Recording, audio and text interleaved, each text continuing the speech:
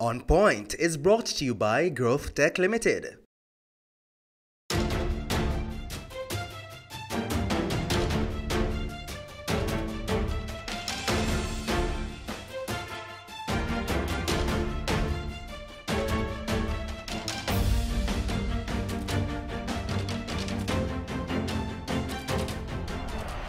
Good evening and welcome to On Point. I'm your host, Kalila Reynolds. And I'm Dennis Chong. What we're discussing this week on this program, however, is the situation with employee relations, particularly as it relates to the Yolanda Ramarak case and what that has brought to light in terms of how you're able to dismiss an employee fairly. We're going to be talking to two veteran trade unionists. We also have a commercial attorney, and we have president of the Jamaica Chamber of Commerce. But first, let's take a look back at some of the top business stories of the week. At number 5, the Bank of Jamaica is once again cutting its policy interest rate in order to bring inflation back in line with its target. They're sending a signal to commercial banks and other lending institutions to slash their interest rates. On Wednesday, the BOJ announced the policy interest rate will be reduced by 25 basis points to 1.5%. Additionally, the BOJ is reducing the amount of money that deposit-taking institutions (DTIs) must hold at the BOJ. Effective March 1, that will fall from 12% to 9%. This is expected to free up nearly $17 billion for DTIs to be able to provide more credit to households and businesses at lower rates and on better terms. At number 4, the Planning Institute of Jamaica PIOJ estimates that the Jamaican economy grew by 1.7% for the October to December quarter of 2018. That's 0.6% more than the similar quarter in 2017. PIOJ Director General Dr. Wayne Henry says mining and quarrying, the goods-producing industry, and hotels and restaurants accounted for a significant portion of the increase.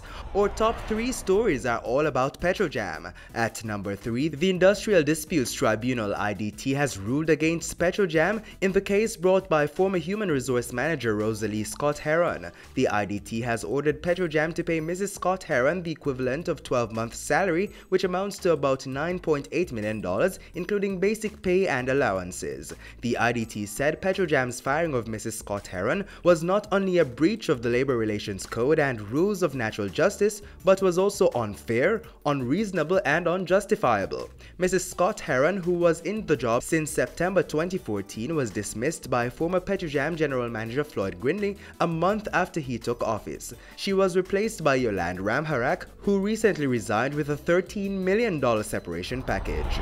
At number 2, legislation to retake ownership of the 49% shares in Petrojam held by the Venezuelan state-owned oil and natural gas company PDB Caribe was passed in the House of Representatives on Tuesday. The Compulsory Acquisition Shares in Petrojam Limited Act 2019 was piloted by Prime Minister Andrew Holness. In making a case for the legislation, Mr. Holness said not taking back the shares carried far too many risks which not only threaten Petrojam but has the potential to cause an economic crisis. And your top business story this week is Petrojam's new low valuation. Energy Minister Favour Williams revealed during Tuesday's debate on the buyback bill that Petrojam is now worth only $34 million. In 2006, when Venezuela purchased the shares, the refinery was worth $126 million. Opposition MP Peter Bunting questioned the low valuation, claiming a 2017 valuation put Petrojam's value at $170 million. But Prime Minister Andrew Holness explained that the 2017 figure factored in a $100 million investment in the refinery's vacuum distillation unit VDU, which never happened. when we come back, employers are saying it's too difficult to fire someone in Jamaica, even when the employee is in the wrong. We'll discuss after the break.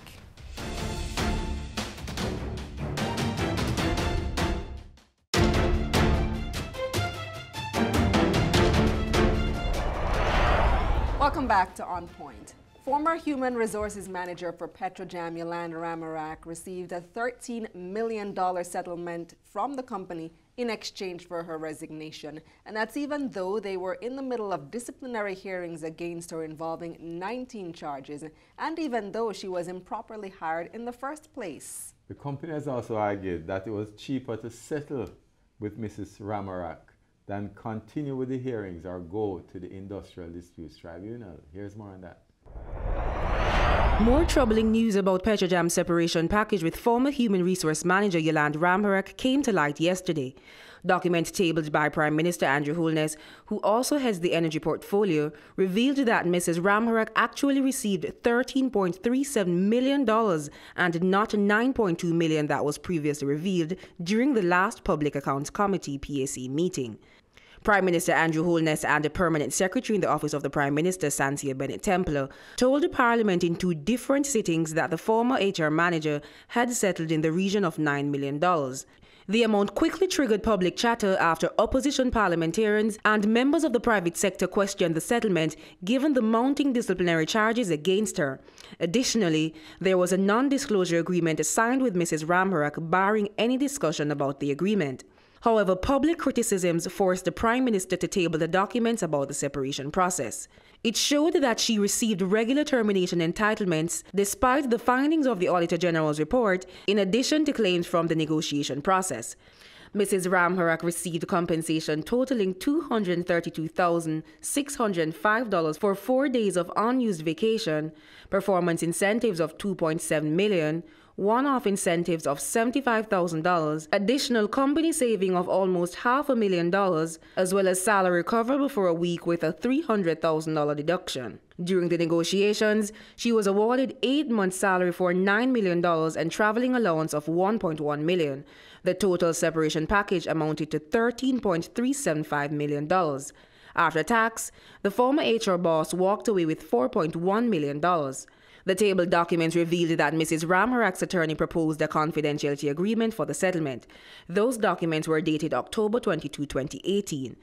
The agreement was signed on November 14 and approved the following day. The money was paid in 2 installments of $3.5 million on December 7 and $688,912 on December 10 last year. But how could the embattled employee receive that amount when the Auditor General's 115-page report outlined several cases of HR breaches? The tabled document showed that a panel was established to hear the charges, but was unable to do so twice because her attorneys could not be present on those days. But Mr. Holness told Parliament last week that a cost-benefit analysis of the negotiation process showed that going that route was far more expensive than making the settlement. But the cost-benefit analysis done internally assessed the settlement amount to $10.1 million, which is less than the $13.4 million awarded, but far less than what Petrojam believed was a potential award by the Industrial Disputes Tribunal of $35.5 million if a case was brought against them by Mrs. Ramharak and they lost. Well, that situation has raised all kinds of questions about whether it's too difficult to fire someone. Is it too difficult? We're joined now by President of the Jamaica Chamber of Commerce, Lloyd Distant Jr., as well as veteran trade unionist. He is President of the Union of Clerical, Supervisory and Administrative Employees, UCASE, Vincent Morrison. Welcome to On Point. Thank you. Welcome, gentlemen. Thank you. Vincent, let me start with you. Long time stalwart in this thing. Yes. What is the argument about it and what's the process? Because people have been complaining for a while about the process involved. Well, the process really starts at what we call the local level. And I see you came prepared with your Of labor course, code the labor booklet. code is right here. But you may have a dispute at the local level. That is at the company's level. You may disagree. You refer the matter to the Ministry of Labor. You can't find a solution at the ministry. So the ministry and the parties decide. The parties, it's a company, union, decides that the matter should be referred to the tribunal. Matters can only be referred based on the law to the tribunal by the Ministry of Labor.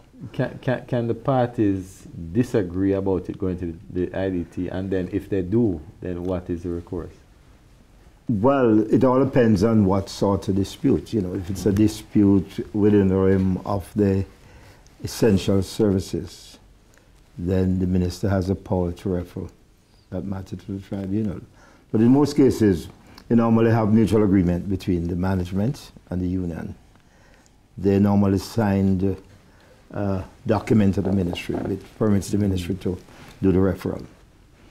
you never generally have much problem there, you know, although there are times when the union may not want you to go, the management may not want to go, but eventually you have to find a solution.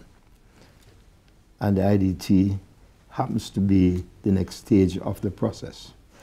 You take it to the IDT and you're not satisfied, and you can prove that there's the tribunal erred on a point of law, then you can go to the Supreme Court. If you go to the Supreme Court and you are not happy, you can go to the appeal court. If you're not happy at the appeal court, then you have the Privy Council. Then the Privy Council. So there's several layers of justice. Several layers. Well, and this is for any one of the parties. You know, it don't have to be the union, or for example, in the case of the flour mill issue, that went to the ministry. The ministry left the ministry to the tribunal. The tribunal ruled in favor of the union. The company wasn't happy with that. It went to the Supreme Court. The company lost at the Supreme Court. Then went to the appeal court. The company also lost at the appeal court. The company actually took it to the Privy Council. And of course, the decision of the Privy Council is now history. One of the landmark cases that we've had in this country. Let me bring Lloyd in, because I've heard the JCC and the other private sector organizations coming out saying, well, the IDT is biased in favor of employees and employers can't get a fair chance at the IDT. But one would expect that the IDT would have that type of bias given the nation's history, and also given the fact, well, you can correct me if this isn't a fact, but also given what I would presume to be that employees most times are the aggrieved party who would want to seek some type of redress via mediation from the IDT. The view is that the conversations have often, I shouldn't say the conversations, the rulings of the IDT has often been in favor, and more often than not, been in favor of the employee.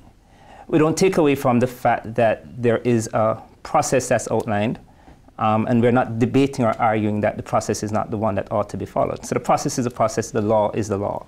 So we ought to follow that. Our view, though, is that when you look at international best practices, there are areas of the law that could be and ought to be amended. We're of the view that 43 years is a long time. Modernization of the existing code is a conversation that we would like to engage in, and certainly that's what we're advocating for, along with the unions. So what parts of the law would you like to see modernized, which is the word that you use? So there are a number of areas in terms of how the code is currently applied. So at this point in time, there's virtually a strict adherence to making determinations based on the process and procedure, not necessarily taking in consideration the grievance that may have taken place.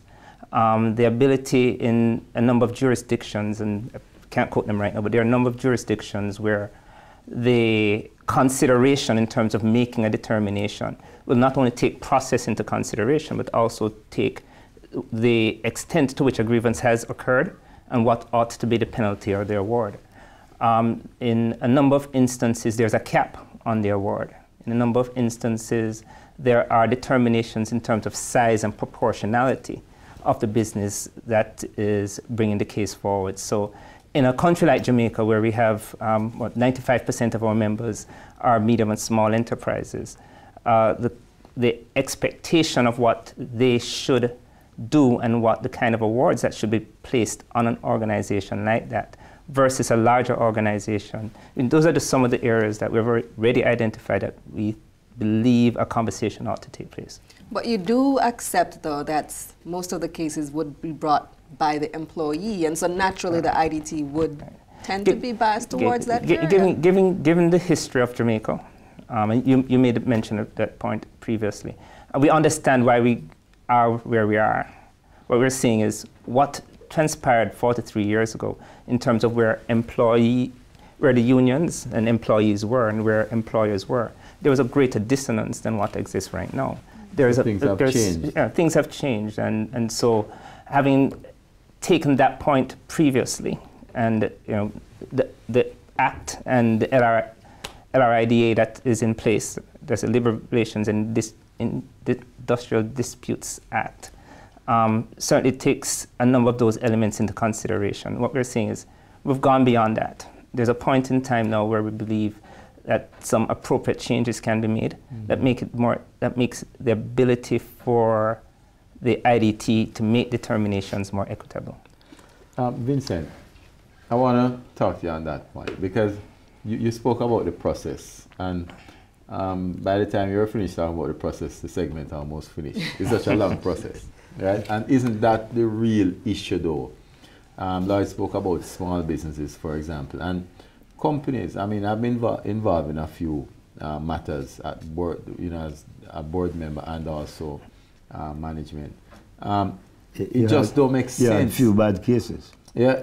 Well, the point is that from a financial point of view, to go through that process with the cost of lawyers, it just don't make any sense. So what you'll do is you say, okay, I'll reach a settlement, and even sometimes when the employee is in the wrong. Let me put certain things into perspective. Prior to the setting up of the IDT, the courts in Jamaica, including the Supreme Court, does not have the power to reinstate a dismissed employee. And born out of experience, the Michael Manley, the Hugh Shearer experience, where they, prior to the IDT, they fought several cases. Workers were found to be unjustifiably terminated by private arbitration, but the worker, having won their cases, was unjustifiably terminated, could not retrieve his or her job. The IDT is only institution in Jamaica that has the power to reinstate a dismissed worker. But Vincent. But hold on. The point is that if you talk about cost, it is much more costly going to the Supreme Court than going to the IDT. No, I agree, but the point, the point why this all this IDT, you go to the IDT and you don't pay a cent. No.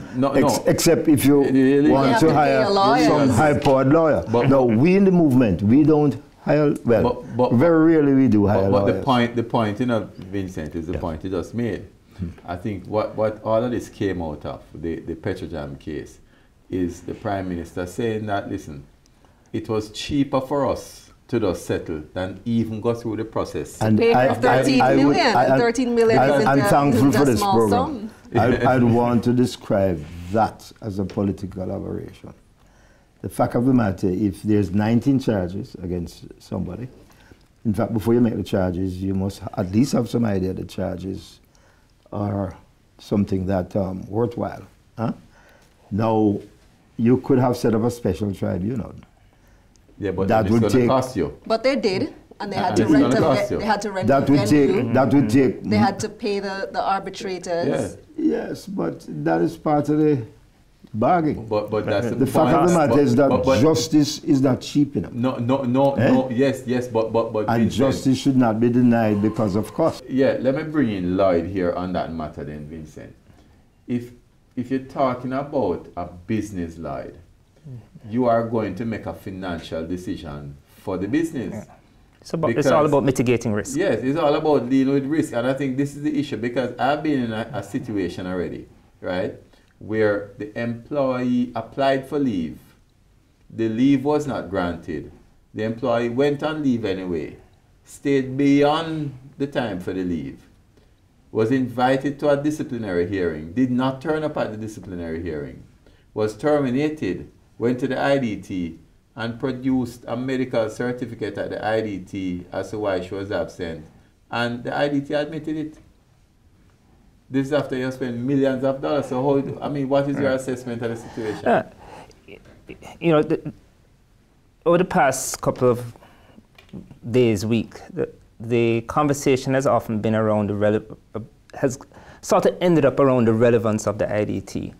And what I can say is I'm not in disagreement with Vincent around the relevance of the IDT. I believe a body like that is relevant, is necessary. What has often happened is in making a determination, the IDT has looked at the process more so than the grievance or the issue, and how that has or has not been resolved.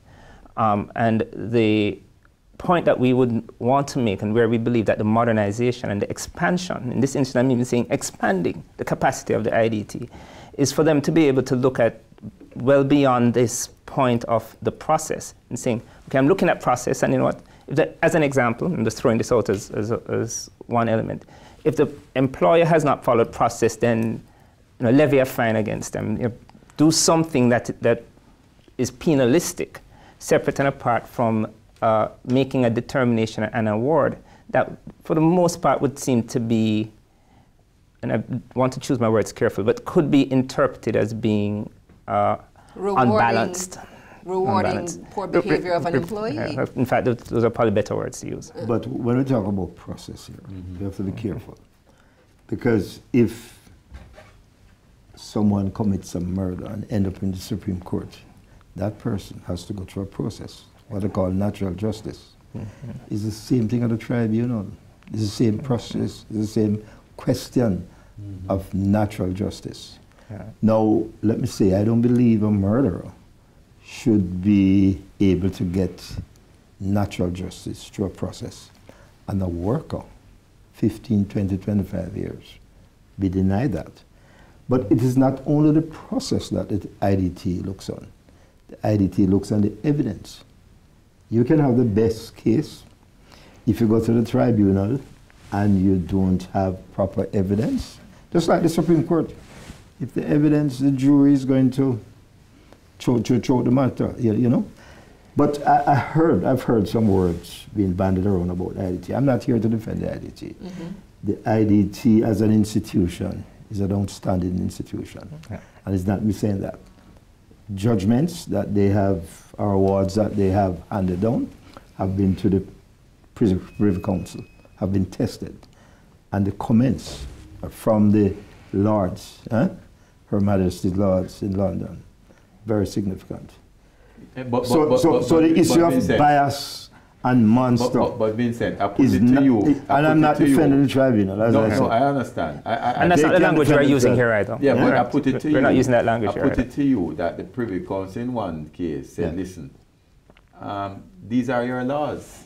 It is not that they're saying that it is the right thing in terms of equity from a productivity point of view, but they're just saying these are the laws. And the laws are the laws. Right. We have laws, the Constitution. But Lloyd is saying the laws need to be updated. Yes, that's all Lloyd is saying. Well, put it this way. I've been hearing that the laws need to be updated, but I don't hear what are the specifics. But he said it. What are the specifics? That the small business persons are at a disadvantage. How can you have 1, 2 laws in a country governing the same people? It can't. So whether you're small or you're big, the law must be the law. So if I come in, Vincent, because we don't take away from that. I mean, there is one law. Somebody asked a question around, is there justice for big and justice for small? There's justice. Agreed? That is what I heard coming out of our friends in the private sector. But actually that quote... business, I heard my friend Mr. Wan this morning on a program. And he was saying that the small business operators are at a disadvantage because they do not have the financial... No, they are. They don't have the financial capability to hire lawyers. I don't agree. Okay. The fact of the matter, we must go back to the basic.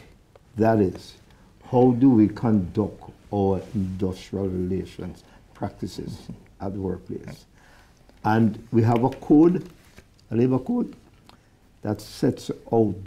And if we follow this code, whether you're small or you're big, if you follow this code, Vincent, you have absolutely no problem. You know that sometimes they change it up. This is not law, you know. Sometimes the rulings change it up. No, you can't change the code. The code is written. The code is a code. How they make decisions, it's a different thing. So what I want to be, and Vincent, you asked a question around the areas, and I would have outlined a couple of them. Again, there are some international best practices that we can look at. The capping of awards. This is not something that we're trying to make unique to Jamaica. That exists in a number of jurisdictions as it is right now. The tribunal previously did not have certain powers. The law was amended to give the tribunal the power to determine. Remember, when a matter is referred to the tribunal, the terms of reference is for the time to determine the issue. So improved guidelines. And in a lot of cases, where the tribunal finds that the employee is a contributor to the problem, the awards are not the same as other awards. So the tribunal does have the power to award as it thinks fit. But do they exercise that power in practice? But what do you say? It's about how they exercise it at time. We have to wrap this segment shortly, but what do you say to the suggestion to cap awards? I don't think you should be capping awards. Justice should not be taken away from me through that sort of arrangement. In other words, I have an unblemished record. I've served diligently and well. Oh, that person would still have a job. And one day the supervisors have said, don't come back tomorrow. No, that's right? Unjustifiable. That happens. I can tell you. Yeah, but I don't think that happens. I don't think people are talking so about that. So why sort of should the tribunal be allowed to cap my award when I lost my job, my family is at risk, etc., etc.? But I just want to make a quick point. I'm not here to defend the tribunal, but the thing they call a reputational damage. A lot of that has been happening to the institution. And, when we create institution in this country that works, we should never do anything. What I am asking for, what I'm suggesting, let us talk. There's a area in this, there's a paragraph in this, talk about consultation, communication and consultation. That is what is lacking between management, unions, and workers. And non-unionized workers as well. But we have to leave it there. No, just very quickly supporting Vincent's point, because we were talking about it just before we came in here, and there's been quite a bit of dialogue that has been taking place. And some of the rhetoric has been, let me say, somewhat inflammatory. We have come to an understanding and amongst ourselves and the unions that we need to pull down that rhetoric. This is supposed to be a conversation. This is supposed to be a conversation that says we believe it can be improved, and here are some ways that we believe it can be improved, and let us have that conversation. Right, and we have gone far along those lines. So I think we're getting there. We're getting there. Conversation. That's where we're going to leave it for this segment. I want to thank you, Lloyd Distant Jr., Jamaica Chamber of Commerce, Vincent Morrison from UCASE. When we come back, we're going to hear from a commercial litigation attorney, as well as another trade unionist, Helene Davis-White, will join us right here on Point.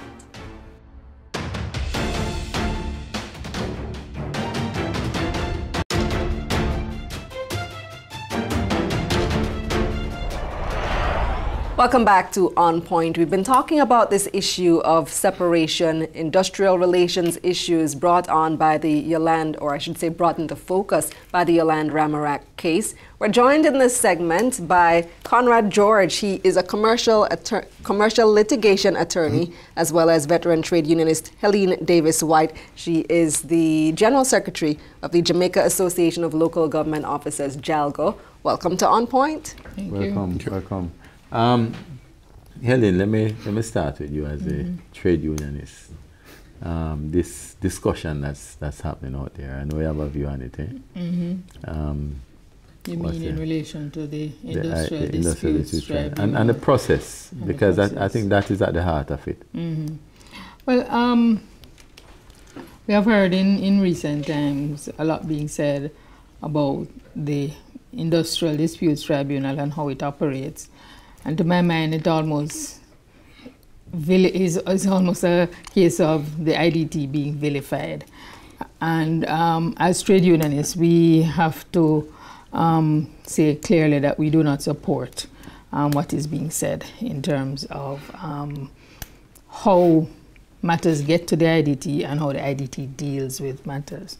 In fact, for us, Our experience is not generally that it is a long drawn-out process. Once something gets to the IDT, the panel that is hearing the dispute very often will sit in back-to-back sessions to come. But how long does it take to get to the IDT? Well, it depends on how the parties are able to deal with the issues, because remember, you know, when for an issue to get to the IDT, there has to be a dispute.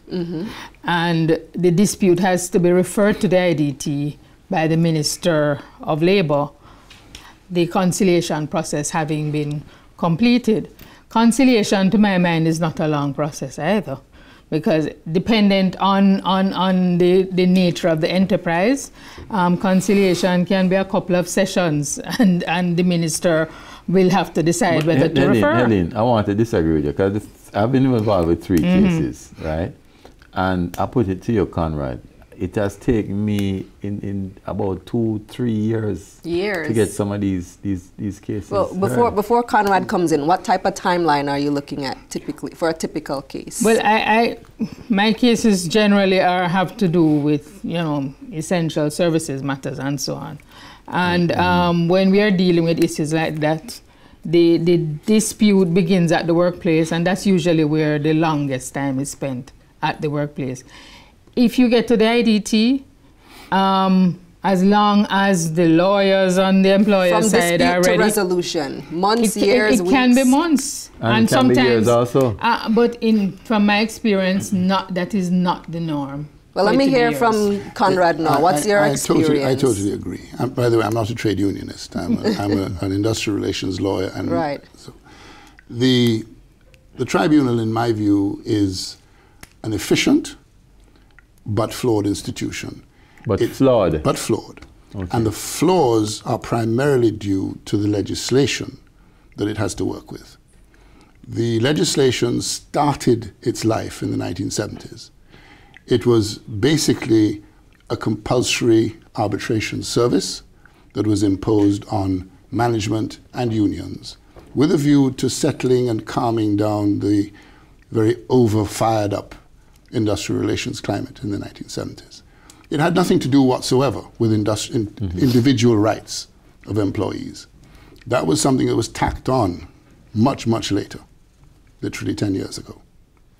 So the legislation is not designed to deal with individual rights. It's designed to deal with big industrial disputes between a big trade union and a large entity. And as such, it's vague.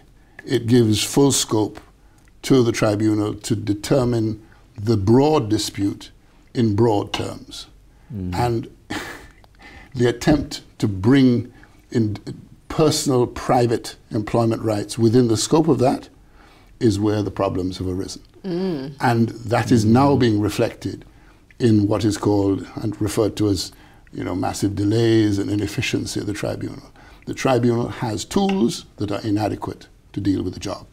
What needs to be done is to undertake a proper review of the legislation, modernize it, codify it, separate the trade union element from the private employment rights element, and have different channels for the two.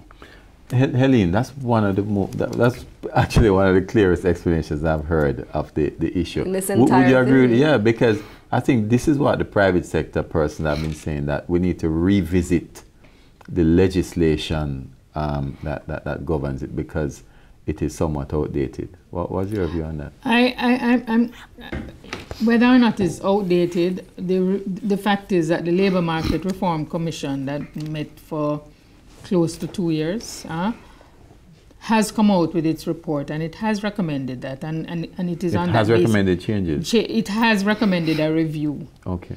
I think of 2 of the labour laws, if my memory serves me right. And having that recommendation having been made, it will be done, which is why I can't understand why my private sector partners are out there on this jaunt, I would want to say, tearing down the IDT and its operations, because maybe because of the costs that have been seen and the. But I would say to you, if it's a cost to them, can you imagine the cost to the individual worker? Because I mean, it must be harder on an individual worker to take a case to the IDT than it is for an employer with resources. So this thing about the cost and what have you, my belief is that a lot of employers have not taken stock of and recognized that the environment has changed, and it has changed based on what Mr. George just said. Individual workers now have the ability to have their cases taken to the IDT. That never used to be the case. It only existed for unionized so that happened, but they didn't change the legislation to support that. And not only has the legislation not changed, but our employers. For me as a trade unionist, recognizing that that has happened, it means that that is what I'm going to use to do my work now. So it says to me that where I would treat an individual, you could deal with summary dismissals and all of that. It means now that as an employer, you have to rethink. And I would tell you that if you look at the Employers Federation handbook that they have, it is clear. It says to employers how to deal with dismissal cases. Because a lot of this is about dismissal cases. I want to take you up on that, because one of the problems that we have is that our legislation has sort of grown piecemeal, and there's been no codification of the law at all in this area, as is the case with other areas of our law. The result is it's not only old-fashioned and inadequate, it's also bitty-bitty all over the place. And so there is no really comprehensive manual or no group of manuals pitched at appropriate levels that people can refer to. There's no law textbook that we lawyers can rely on with any kind of certainty. And much less employers who can't afford lawyers, such as small employers. So one of the main problems and one of the main drawbacks of our current state is this sort of confused state of the law, an absence of effective HR manuals. I mean, there are manuals from Employers Federation, etc., but they don't deal comprehensively with everything that they need to deal with because the law is such a mess. So I strongly suggest that we finally get around to codifying it. There are lots of people who are eminently capable of assisting, and there's lots of legislation worldwide that we can refer to, which in fact is the step ahead that we need to take. So we could compare legislation from other countries with similar systems to ours and use those as a template for our own developed, redeveloped legislation. So far as the delays of the IDT are concerned, my experience, and I try not to go to the IDT, I try to negotiate all of my matters. Settlement before. But once one goes to the IDT is very accommodating in dealing with matters very efficiently. Both the members of the tribunal and the administrative staff are very, very effective.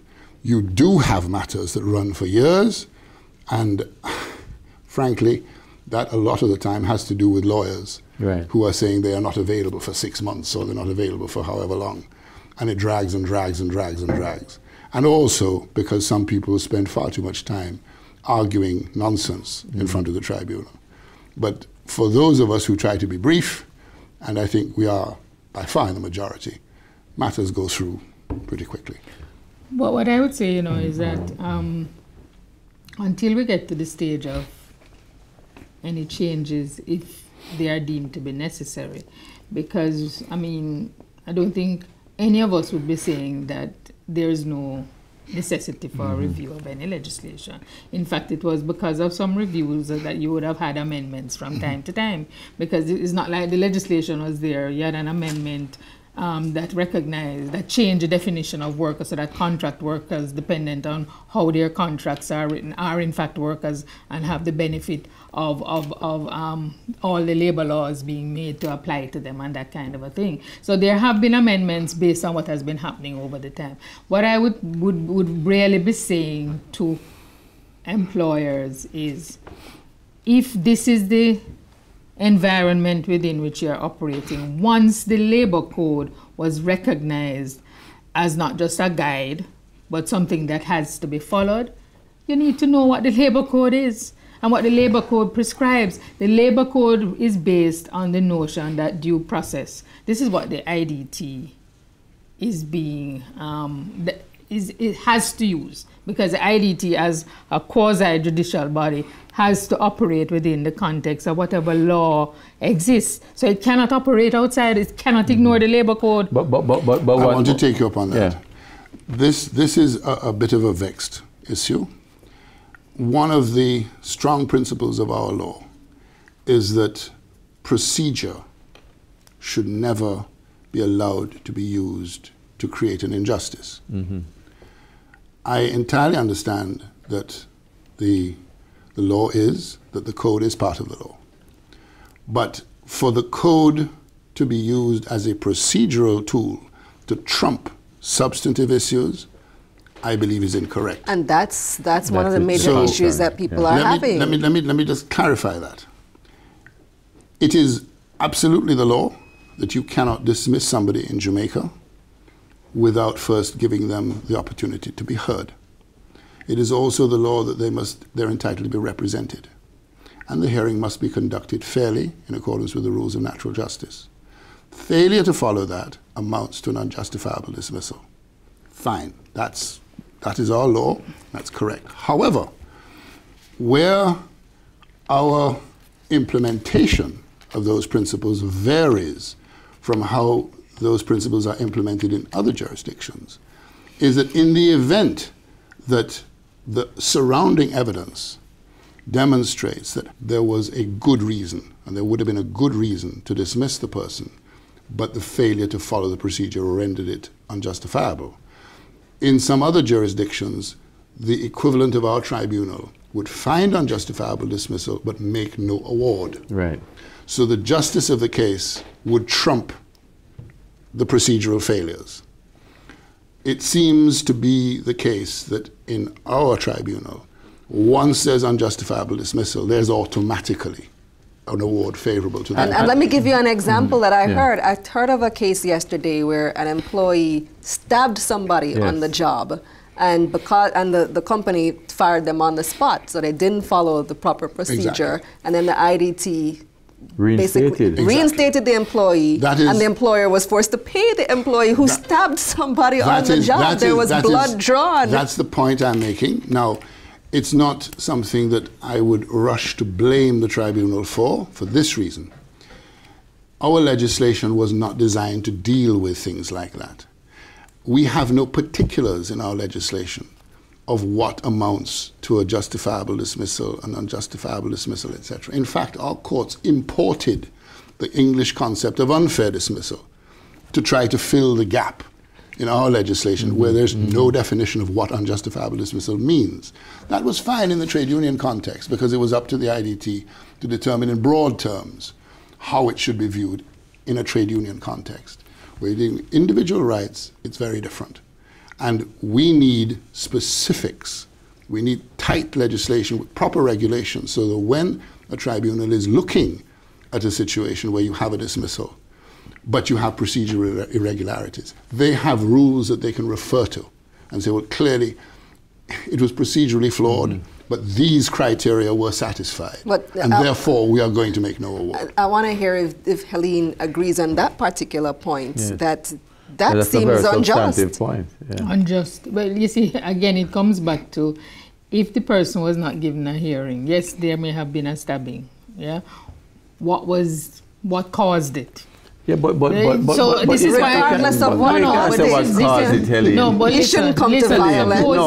No, Helene, supposing it was a situation where the person was defending himself or herself. If you have no hearing, you would never be able to know that. Supposing that he was not the aggressor and was just defending himself. Without a hearing, you cannot know. And so this is the reason why we insist that you must have a proper and fair hearing. In a situation so like you can't that, just jump up and say, well, this man stabbed this man. But Helene, you don't know the circumstances in a situation of like that where you are in a work environment, someone stabs someone, draws blood, right? And it was a situation, I understand, where the person who stabbed the person was the aggressor, right? And you, as an employer, you fire the person on the spot because they did something that should land them in jail, right? And you are then told to reinstate them. It is like saying that your helper steals from you and you must put your helper back in your home when you're at No, work? it's actually slightly worse than that, in that the tribunal, one would expect, would find that there was unjustifiable dismissal if a person who stabbed somebody was not given a hearing. Because if the procedure is not followed, it's automatically unjustifiable. However... But don't reinstate them. But, exactly. What remedy do you give? Having heard all the evidence, the tribunal could come to the conclusion this was not in self-defense. Yes. This was gratuitous. And in the circumstances, although the dismissal was procedurally, automatically unjustifiable, we are not going to reinstate the person and we're not going to make an award. That is the sort of logical jump that one would expect the tribunal to make, but which is very difficult for the tribunal to make given the vagueness of our law. And so they, in my experience, don't make that jump. So let me ask this question then. Given that scenario, could one then blame Petrojam for just saying, listen, given this uncertainty and the legislation as it is, I should just go ahead then and award Ramrock the money rather than go through that process, which I'm not clear what is going to be the outcome then? I disagree, because I thought Petrojam was doing the right thing. They had started observing everything that they should have observed. So it is very likely that the outcome would not have been a long drawn out, except that the lawyer, as you found out already, the lawyer, because of the situation. No, there can be no certainty when you go to any court. So it is dependent on what you... So then just cut my losses at $13 million. No, it depends. It depends on whether that's what you want. Because at the end of the day, if you follow the procedures, it's very likely that you will... What's your view on that? You will... I really don't want to express a view on Petrojam because I would have to know all of the details before I commented on a specific case. But all I can say is that you are at risk as an employer if you do not follow the procedures correctly. And he's already said on this program that he tries to avoid the IDT anyway. Well, although it's not because of the IDT that I try to avoid the IDT. I'm a litigator, but I try to avoid court as well. Most clients want a settlement that they're comfortable with. Because of the cost. Because of the cost, because of the uncertainty, because of commercial realities. Most people who are in business, and most of my clients are business people, so that want to concentrate. They want to concentrate on their business. Yes. But I would tell you that it is not so much only about avoiding the IDT itself. When you get there, they ask you, the parties, do you think you have exhausted every attempt to settle at the local level? They will send you back. Absolutely. If you agree to go back to local level. So it's not that you're held there, that you can agree, because our industrial relations environment is such that we operate on a tripartite basis. I think what we can agree to is that this whole process needs to be revisited and we need to relook at the whole thing and absolutely. I would like to add one thing though, because we've effectively skimmed over what I think is the most fundamental and important part of our system, which I think is different to all others, which is the conciliation service at the Ministry of Labour, which is a very, very efficient and meaningful service. And many an issue is resolved at the Ministry of Labour, which otherwise, without their intervention, would have escalated into something worse. And not only that, the Ministry of Labour has what is called pre-conciliation. So rather than getting to a dispute, they are proactive and they go out there and try to. And so a lot is being said about the things that get to the IDT. So many more could have been there if we did not actually have the Ministry of Labour and its conciliation services. The Ministry of Labour exists also to advise employers and employees. It has a pay and conditions of service branch. So, I mean, for employers, I think a lot of the problems that have come is really because our employers, many of them, have refused to take account of the changed environment. And if we're going to change again, that will have to come out of the discussions because, as I say, at Labour Advisory Council, which is a tripartite, we have already received the labour market report and we will be doing the review as the report recommended. But what we do not like is the way employers are coming out as if to predispose what should come out of that review. That is what we will not accept. Thank you for joining us, Helene, Conrad. When we come back, we'll have the numbers and the word on the street.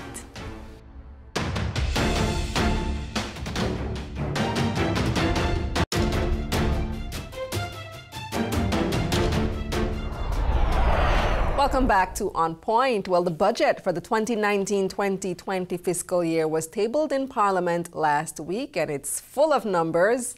Here they are.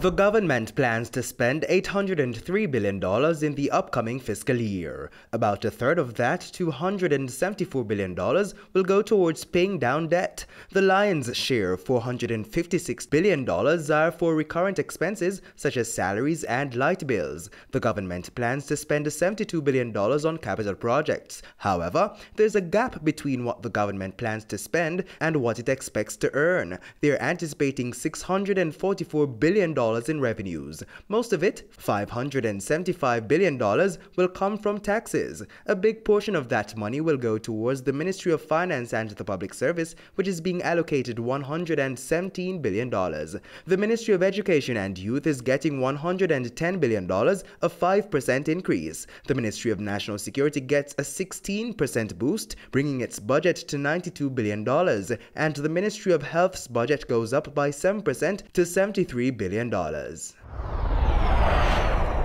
our On Point team hit the streets and asked Jamaicans, do you understand the budget?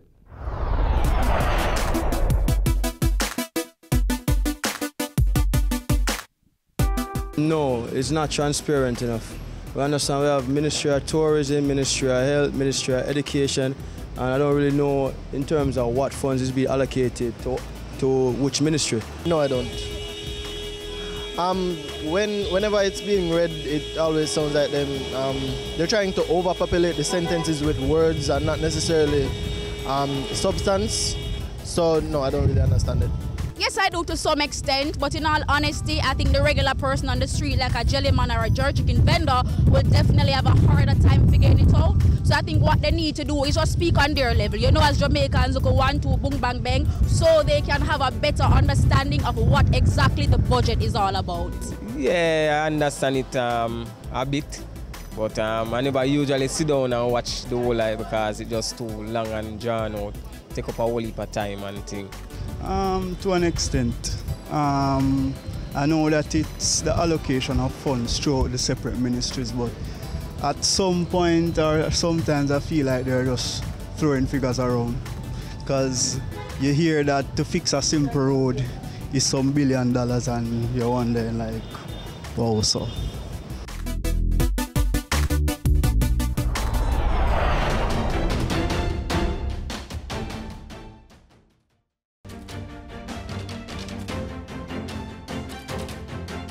Boy, Dennis, I mean, based on what people saying on the street, most people don't understand the budget, you know. It just goes in one ear, comes out the other.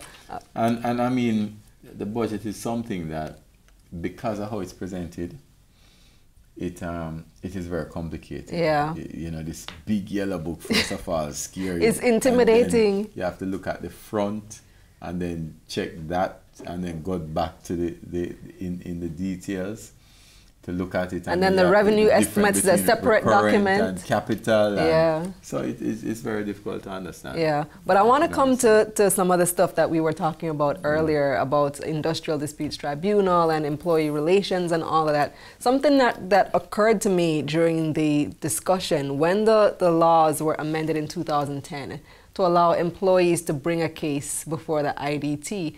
I'm here thinking, so who represents them?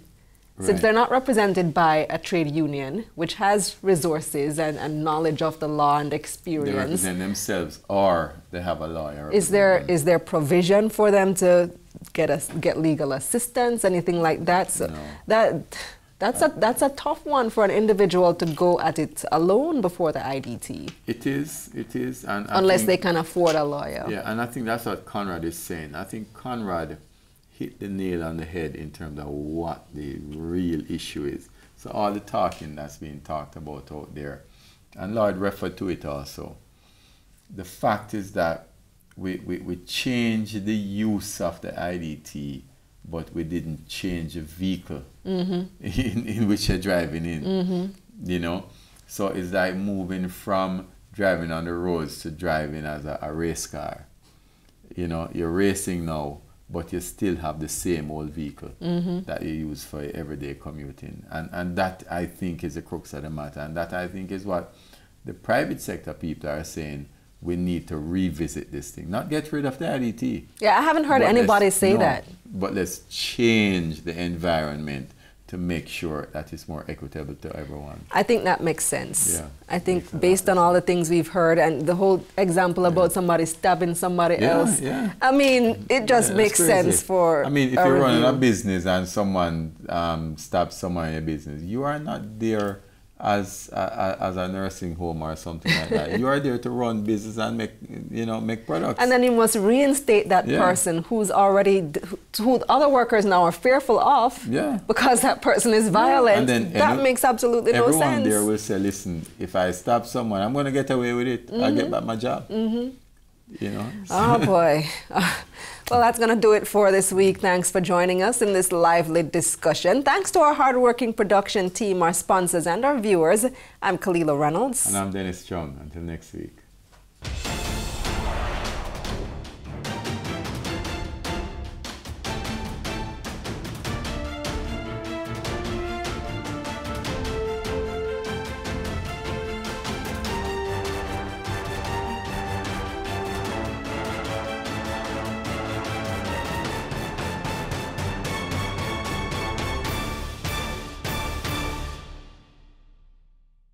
On Point was brought to you by Growth Tech Limited.